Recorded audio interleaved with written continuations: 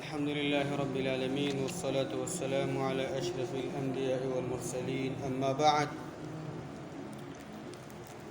توحید عقیدی درسونو سلسله کې آتش پیتم سوال ته رسیدلیو. سوال دا دی چې ما معنى الاستسقاء بالانواع. سوال دا دی چې انواع او ستورو باندې طلب د باران کول او دا غینه باران غوښتل او بغوښتل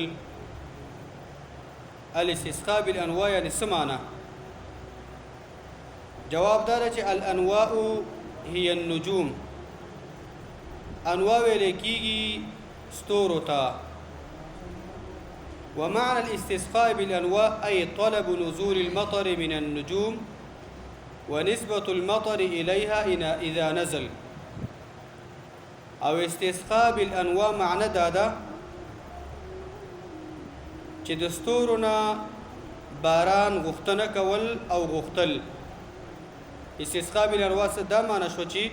د ستورونه باران غوښتل چې مونږ باندې ستورو مونږ باندې باران وکي. ونسبة المطر إليها إذا نزل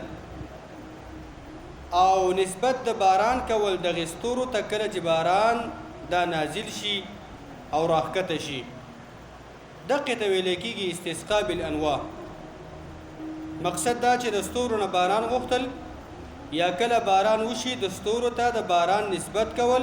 چې دا باران د پلانکی ستوري د وجه نه دا راښکته شو. دې ته ویل کېږي استسقاء بالانواع. بل سوال دار چې ما حکم الاستسقاء بالانواع. خد دغه استسقاء بالانواع د دې حکم څه شی دی؟ جواب دار چې هو على قسمين. دغه استسقاء بالانواع حکم په دوه قسمه دی. اول دا چې ان يعتقد ان النجوم هي التي تنزل المطر فهذا كفر لانه شرك بالله سبحانه وتعالى. اول قسم دا د استسقاء بالانواع د حکم که څوک دا عقیده لري چې یقینا دا ستوري دا باران نازلی او دا ستورو په وجه باندې باران دا راښکته کیږي، دا د ستورو کمال دی. که د ستورو کمال نه وي دا باران به نه کېدلی، کمال د ستورو دی.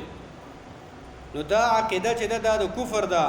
ځکه د کفر ده چې دا د الله سره برخدار جوړول دي. ته ویل کېږي شرک اکبر. په دې باندې سړی کافر کېږي چې د باران نسبت ستورو ته کول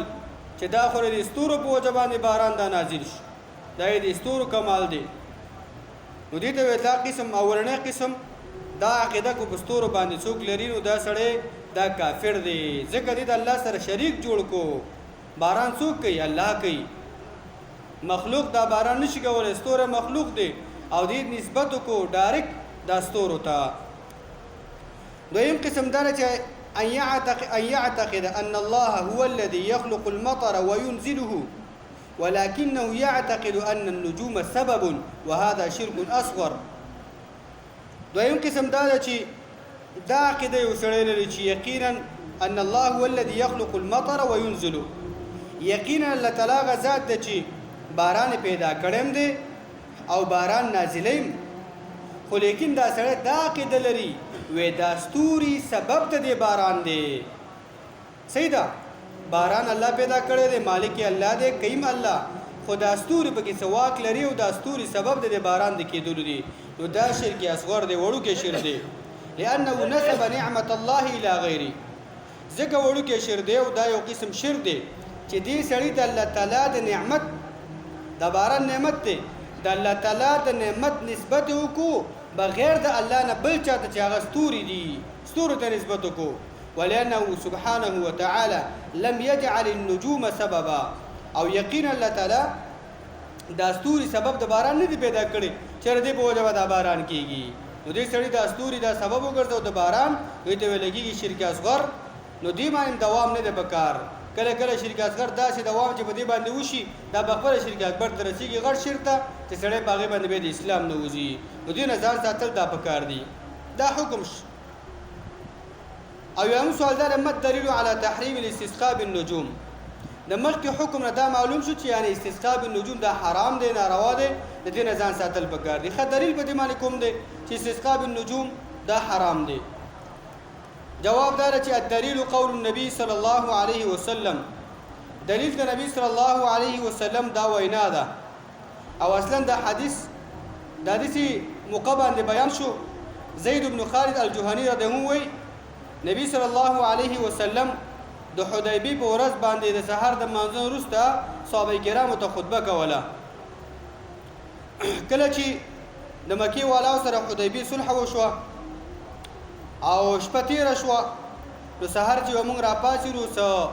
د باران اثرات موجود باران شوه د شپې نو نبی صلی الله علیه وسلم چې سحر منځنه سلام وګرځو او د سحر مونږ وکړو صحابه کرامو ته خطبه ورکړه او صحابه کرامو ته ویل خبره وته ورکو اتدرون ماذا قال ربكم یا صحابه تاسو ته پته شته تاسو رب څه ویل دي قالوا صحابه کرامو ویل الله ورسول اعلم الله او دغه پیغمبر خپويږي نبی صلی الله علیه وسلم ته ویل الله ویلی دي اصبح من عبادي مؤمن بي وكافر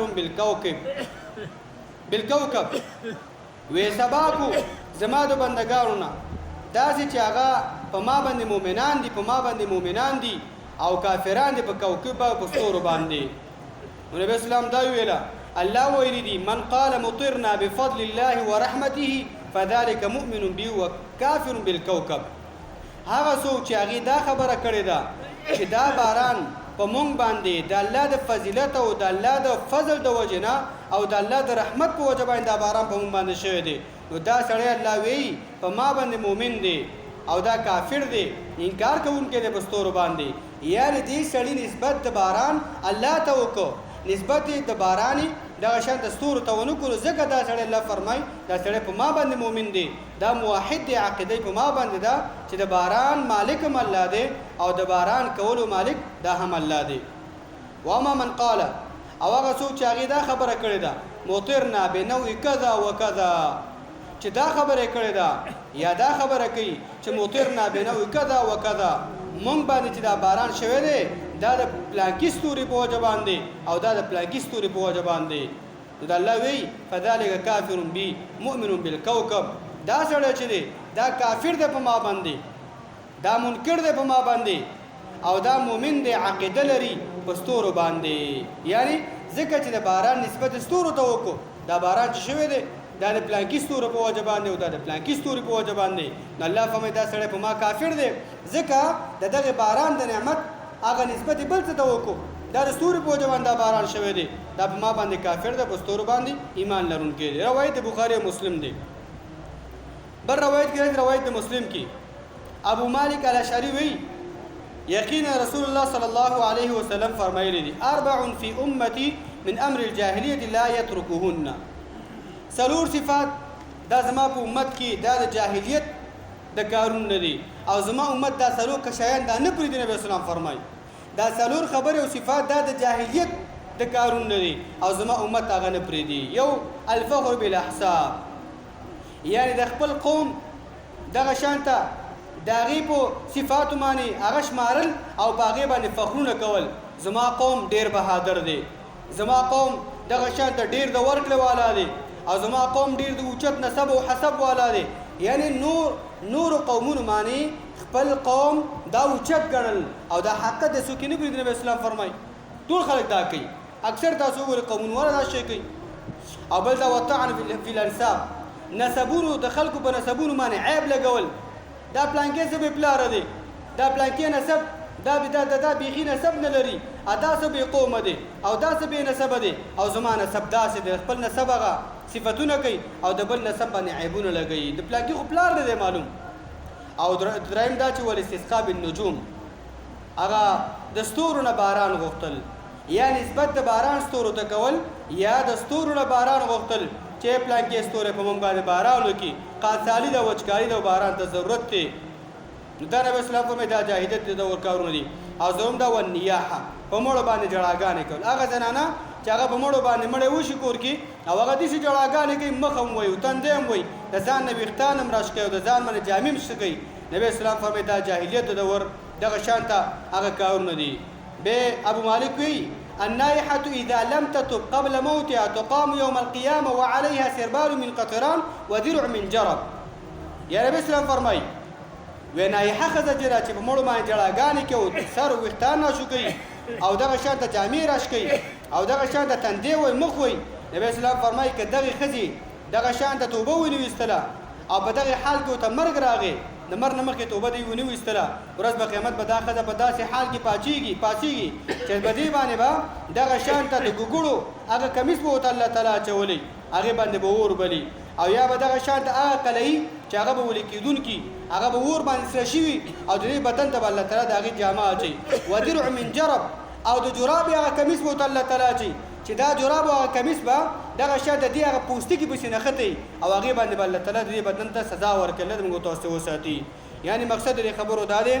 یعنی د باران نسبت کول ستورو ته دا دغه شان د شرک د ځان ساتل پکار دي. دلیل وباید دغه حدیث شو الله تعالی زموږ اساس عقیده توحید همیشه